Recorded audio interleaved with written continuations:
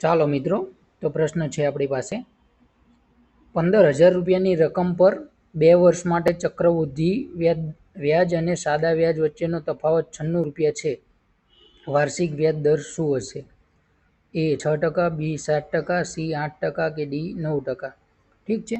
જ્યારે પણ આવો પ્રશ્ન પૂછવામાં આવે કે ચક્રવૃદ્ધિ વ્યાજ અને સાદા વ્યાજ વચ્ચેનો તફાવત આટલો છે, ત્યારે આપણે એક જ સૂત્રનો ઉપયોગ કરવાનો છે અને જવાબ લાવવાનો છે. કયું સૂત્ર છે? ડી બરાબર PR સ્ક્વેર ભાગ્યા 100નો સ્ક્વેર. ઠીક છે. તો અહીંયા ડી એટલે શું થશે? ડી એટલે તફાવત થશે. તો તફાવત કેટલો છે? 96 રૂપિયા છે. બરોબર. પી એટલે પ્રાઇઝ. પ્રાઇઝ કેટલી છે? આપણે રકમ કેટલી છે? મૂળ રકમ 15,000 રૂપિયા. બરોબર.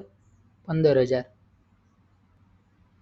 ગુણ્યા આર એટલે વ્યાજ દર, જે આપણે શોધવાનો છે. ઠીક છે. ભાગ્યા 100નો વર્ગ એટલે 100 ગુણ્યા 100 થશે, એટલે 10,000 થઈ જશે. ઠીક છે. હવે આ 10,000 જે છે અહીંયા ગુણાકારમાં આવી જશે 96 જોડે. બરોબર. એટલે શું થશે? 96 ગુણ્યા 10,000. બરોબર. અને જે આ 15,000 છે એ ભાગ્યામાં જશે, ભાગ્યા 15,000 બરાબર. આ બાજુ શું બચશે આપણી પાસે? આરનો વર્ગ, આર સ્ક્વેર. બરોબર. 1, 2 અને 3 શૂન્ય જતા રહેશે. 1, 2 અને 3 શૂન્ય જતા રહેશે. ઠીક છે. હવે શું થશે?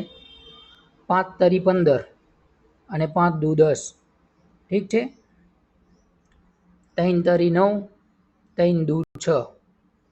ઠીક છે. એટલે શું બચશે આપણી જોડે? 32 ગુણ્યા 2. બરોબર. આર સ્ક્વેર બરાબર શું બચશે? આપણે ચલો ભૂસી નાખીએ, આગળ બીજું લઈએ. આર સ્ક્વેર બરાબર શું બચ્યું આપણી પાસે? 32 ગુણ્યા 2. ઠીક છે. તો આર સ્ક્વેર બરાબર 64. તો આર બરાબર શું રહેશે? 8. બરોબર.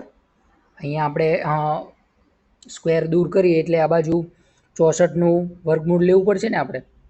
તો 64નું વર્ગમૂળ કેટલું થશે? 8 થશે. એટલે આપણો જવાબ શું થઈ જશે? Option C 8%.